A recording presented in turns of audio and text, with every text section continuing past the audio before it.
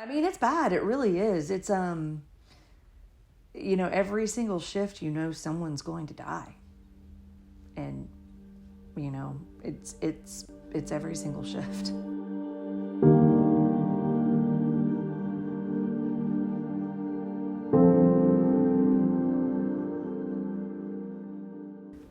My name is Julie Schaefer. I am a registered nurse, and I've been doing it since September of 1997. Probably one of the hardest things is just how much suffering and lack of getting better there is. Usually, when you have a patient and they're ill, and they're really ill, but then they get better. After a week, a couple of weeks, they go home and they're fine. With this particular virus, if you're sick, you're really sick for a long, long time. And it's hard to see the level of suffering over such an extended period of time. And one of the harder things about that is they don't generally get better. And so you do a lot of really hard work without much of a positive payoff in the end. So that's been one of the more difficult things to deal with. I've been around sick and dying people for 25 years, so that part doesn't feel weird at all. Now, what is maybe a certain level of a little bit of survivor's guilt, maybe sometimes, because I'm very lucky that no one in my immediate family has had to deal with this virus on like my side. And I do feel a little like lucky and a little guilty that we haven't necessarily had to deal with the large ramifications of this virus, but it doesn't really have anything to do with I've been at work and then I come home to normal people, because that's been my work for 25 years. So that part's not that weird. I would agree that it's hard to stay active in family life because the natural predisposition right now is to really not want to do much of anything when I'm off. Only because when I'm at work, it is from the time I clock in to the time I come home, and it's not always coming home on time. It's staying later. It's not getting lunch breaks. It's not getting any breaks, and you're doing it for 13 hours, sometimes 13 and a half. The predisposition is to come home and want to just do nothing and brace yourself for the next round of going to work. It's very hard to be present. You have to really, right now, you really have to work on, it's actively thinking about being present, because that's not the default right now. I'm lucky in that the people in my life understand that I can't be normal right now, and that normal may end up being different. Like what was normal before may not ever be my normal again.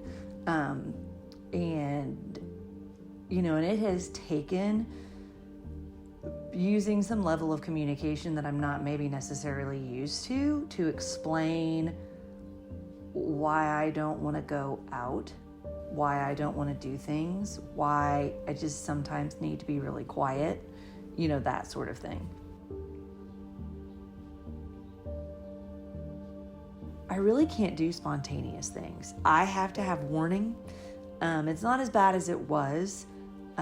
It used to be I needed like 3 days notice. I couldn't be spontaneous at all. And I had to have like enough time to like mentally prepare. But there are certain types of personalities I cannot be around right now. Like I have some friends that constantly want to ask me how I'm doing. I don't want to talk about it. I do not want to talk about it. Right now, the way that we're dealing with how painful this is to not talk about it.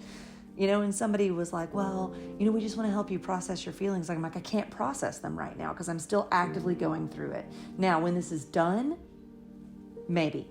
But I don't want to continuously actively process my feelings over and over and over again, because that keeps them too close to the surface and it makes me ineffective at my job. So I can't be around that type of person that wants me to actively emote all the time. I do not want to talk about how I'm doing. I really don't. Because it is it's exhausting. So, I'm comfortable at home. Luckily, my kiddo is a lot like me. She has a very similar personality to mine. So, and Mike, my husband, understands where I'm at right now. And so he doesn't push me for, to talk about it a lot. So he's been amazing. Yes, he really has. He's a nurturer. That's the kind of personality he has at baseline. And so if he knows my week has been bad, which honestly they've all been bad for a really long time, he'll bring me coffee in bed. He'll make me breakfast. He'll make sure I have lunches to take to work. Not that I have time to eat them. I've probably lost 5 pounds since October because I haven't had a chance to have a lunch break at work since October. Maybe even before that. It's because it's just a lot. To the one, most of my colleagues would agree we all have some form of post-traumatic stress disorder. It's just that bad. And so it's really going to be on me to decide how I'm going to deal with that so that the long-term impact isn't quite so long, because I really don't want to carry this with me forever. Because it's awful. So, but yes, 100% this will be with me for a long time. I do good things. I do hard, good things. And, so interestingly enough, about 6 months ago, I was rounding in another hospital. We were talking about some of the coronavirus, screening that we were going to have to do and all of this stuff. And I ran into a NICU nurse. I never see NICU nurses because I work with adults, but I'm over in the women's building talking about all this coronavirus stuff. And one of the nurses, she came up to me and she said, "You don't remember me." She said, "But you took care of my grandma at Murray Regional Hospital 10 years ago. And when she died, you were the most amazingly comforting nurse I've ever seen. And I've never forgotten you. And that is why I wouldn't change what I do.